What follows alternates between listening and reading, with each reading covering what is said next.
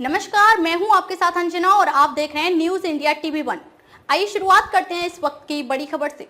सिंगरौली में गृह मंत्री अमित शाह के खिलाफ विरोध प्रदर्शन। सिंगरौली मुख्यालय बेड़न कलेक्ट्रेट कार्यालय पे बहुजन समाज पार्टी एवं भीम आर्मी के कार्यकर्ताओं ने गृह मंत्री अमित शाह के खिलाफ हजारों की संख्या में जुटकर विरोध प्रदर्शन किया। विरोध प्रदर्शन में कार्यकर्ताओं की दिखी नाराजगी भरी अंदाज। कार्यकर्ताओं का कहना है कि गृह मंत्री जी माफी मांगे और इस्तीफा दें। दूसरी ओर गृह मंत्री ने कहा कि एआई का उपयोग करके वीडियो को तोड़ मरोड़ कर पेश किया जा रहा है। इस बात पर कार्यकर्ताओं का कहना है कि भरी सभा में गृह मंत्री जी ने बाबा साहेब भीमराव अंबेडकर जी की निंदा की है। भीड़ में गृह मंत्री जी के पुतले और फोटो को दहन भी किया गया। विरोध प्रदर्शन बहुजन समाज पार्टी से जिला अध्यक्ष राधिका प्रसाद जी, पूर्व महापौर प्रत्याशी सुरेश सहवाल, पूर्व विधायक प्रत्याशी शिवशंकर, सूरज वर्मा एवं अन्य कार्यकर्तागण उपस्थित रहे। लोगों ने दिया हुआ है तो इस पे क्या कहेंगे बताइए। बहुत बहुत धन्यवाद आपके दर्शकों का। ये 17 दिसंबर को अमित शाह जी ने बाबा साहब के ऊपर अभद्र टिप्पणी की थी, जिसमें काफी बहुजन समाज में आक्रोश है।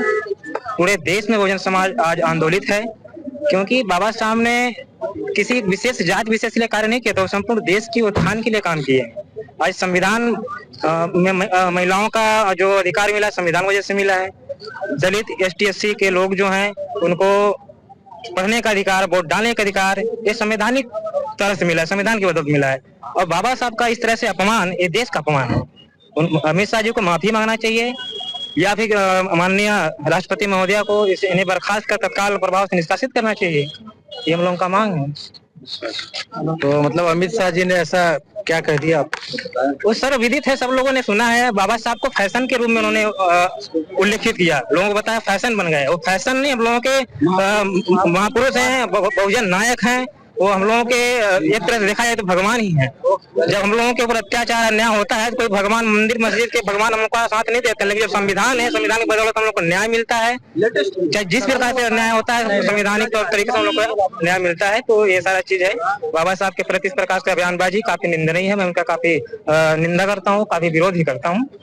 तमाम चीजें हैं। सरकार अगर न झुके तो उस पर क्या करना? सत्य की सरकार नहीं झुकेगी तो हम बहुजन समाज के लोग सड़क से लेकर सदन तक आंदोलन करेंगे। उनको झुकना पड़ेगा। जब तक नहीं झुकेंगे हम लोग आंदोलित रहेंगे, आंदोलन करेंगे, उनका विरोध करेंगे और निश्चित तौर पर झुकना ही पड़ेगा। इस पर कांग्रेस के भी लोग आपका समर्थन दे रहे हैं, तो कांग्रेस कितना सही और कितना गलत है? ये कांग्रेस के जो लोग हैं ये समर्थन नहीं दे रहे हैं, ये अपने वोट बैंक की राजनीति कर रहे हैं। जो 85% के जो हमारे ST SC OBC के लोग हैं, इनके वोट बैंक को अपने ओर लाने का प्रयास कर रहे हैं।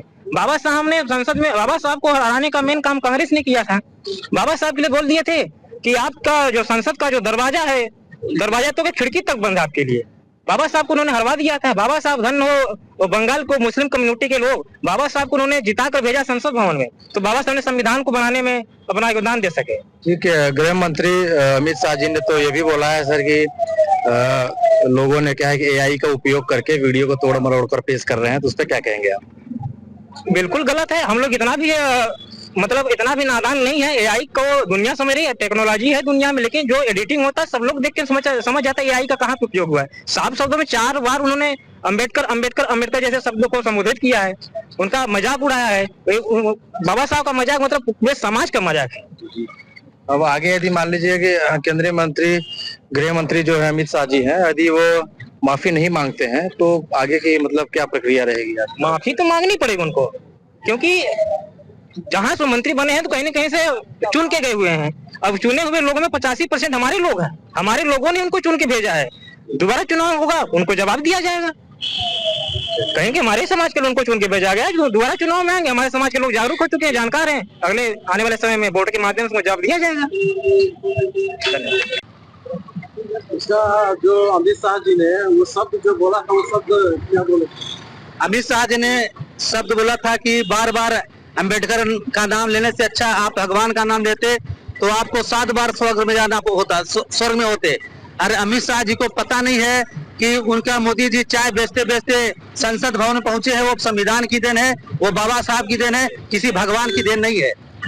गृह मंत्री अमित शाह जी ने तो सर ये भी बोला है कि AI का उपयोग करके वीडियो को तोड़ मरोड़ करके पेश किया जा रहा है। ये बात कितनी सच है, क्या है बताएं? गृह मंत्री जी के द्वारा बहुत छोटा बोला जा रहा है कि AI का उपयोग संसद में लाइव चल रहा था, उस समय गृह मंत्री जी बोले हैं, कोई AI का उपयोग नहीं किया गया है। कांग्रेस इसमें वो भी अपने का साथ दे रही है, कितना साथ सही दे रही है या गलत? कांग्रेस के जो पूर्वज थे, नेहरू जी, इंदिरा गांधी जी, जो पूर्व प्रधानमंत्री जी थे, उन्होंने समय समय पर बाबा साहब को धोखा देने का काम किया।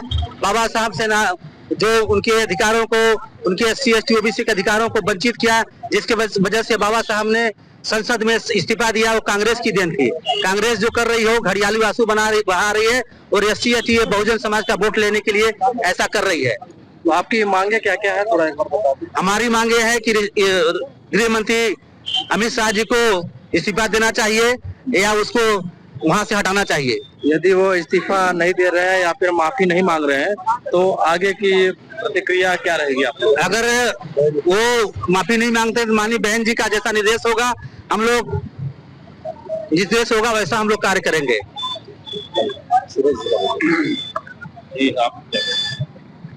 जी, मैं सुरेश साहवाल, जोन इंचार्ज BSP। और सबसे पहले आपका धन्यवाद देता हूं कि आपने हमारा इस मुद्दे पे विचार लेना चाहो। आगे पूछिए।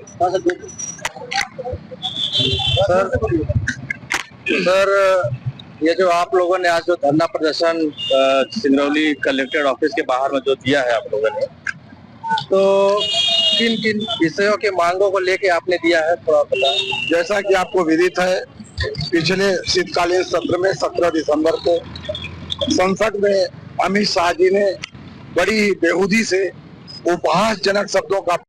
खबरों में अब तक के लिए बस इतना ही। फिर होगी आपसे मुलाकात कुछ ऐसी ही बड़ी खबरों के साथ। तब तक के लिए नमस्कार और देखते रहिए न्यूज़ इंडिया TV1।